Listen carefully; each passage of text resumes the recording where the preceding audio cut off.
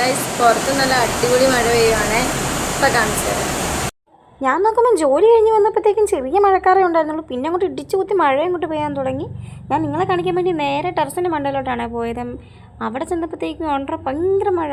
ഈ മഴയുടെ ഇടയ്ക്ക് ഞാൻ ആലോചിച്ചത്, മഴ പെയ്ത് കഴിഞ്ഞാൽ പിന്നെ നമുക്ക് ക്രേവിങ്സാണ്, നമുക്ക് എന്തെങ്കിലും സ്പെഷ്യൽ ഉണ്ടാക്കണം. നിങ്ങളോട് കഥയും പറഞ്ഞ് ഈ മഴയിൽ നനഞ്ഞ് ഞാൻ നേരെ ചെന്നത് കിച്ചണിലോട്ടാണ്. കിച്ചണിലെന്നാൽ എന്തെങ്കിലും സ്പെഷ്യൽ ഉണ്ടാക്കാമെന്ന് ചോദിച്ചാൽ അവിടെ ചെന്നപ്പോഴത്തേക്കും ആ പാടെ 3 നാരങ്ങ ഇരിപ്പുണ്ടെന്ന്, അല്ലാതെ വേറൊരു സാധനം അവിടെ ഇരിപ്പില്ല. ഞാനെല്ലാം അവിടെ തപ്പിയിട്ടാണ് ഒരു സാധനം എനിക്ക് ഉണ്ടാക്കാൻ ഒന്നും കിട്ടുന്നില്ല. അപ്പോഴത്തെ കറക്റ്റ് സമയത്ത് അപ്പുറത്തെ റൂമിൽ ചേച്ചിയാണെങ്കിൽ പനിനീർച്ചാമ്പ ഉണ്ടെന്ന്. നമ്മുടെയൊക്കെ നാട്ടിൽ പനിനീർച്ചാമ്പ എന്നാണ് പറയുന്നത്. വലിയൊരു മരത്തിലൊക്കെ ഉണ്ടാകുന്നത്. നിങ്ങളോട് എന്താണെന്ന് വെച്ചാൽ കമൻറ്റ് ചെയ്യണേ. എല്ലാവരും മറ്റു പല ഫ്രൂട്ട് ഇട്ടുണ്ടാക്കുമ്പോഴത്തേക്കും നമ്മളിന്ന് പനിനീർച്ചാമ്പ് വെച്ചാണ് ഉപ്പും മുളകും കൂട്ടി കഴിക്കാൻ പോകുന്നത്. അതിൻ്റെ ഷോ കാണിക്കാൻ വേണ്ടി എടുത്ത് ഒന്ന് കറക്കിയത്. അപ്പോഴത്തേക്കും അതെല്ലാം താഴെ വീണ്. പിന്നെ അവസാനം നമ്മൾ തരിഞ്ഞ് സെറ്റാക്കാൻ വേണ്ടി പോവുകയാണേ.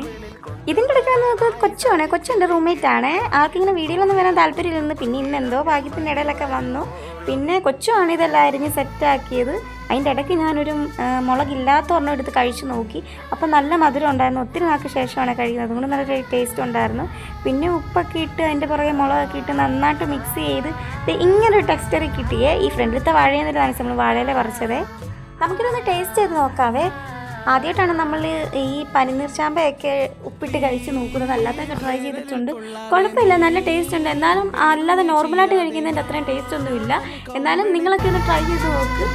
അപ്പം നമ്മുടെ ചാനൽ കാണാത്തവർ ഉറപ്പായിട്ട് നമ്മുടെ ചാനൽ സബ്സ്ക്രൈബ് ചെയ്ത് ലൈക്ക് ചെയ്ത് നമ്മളെ സപ്പോർട്ട് ചെയ്യണേ. Okay, thank you.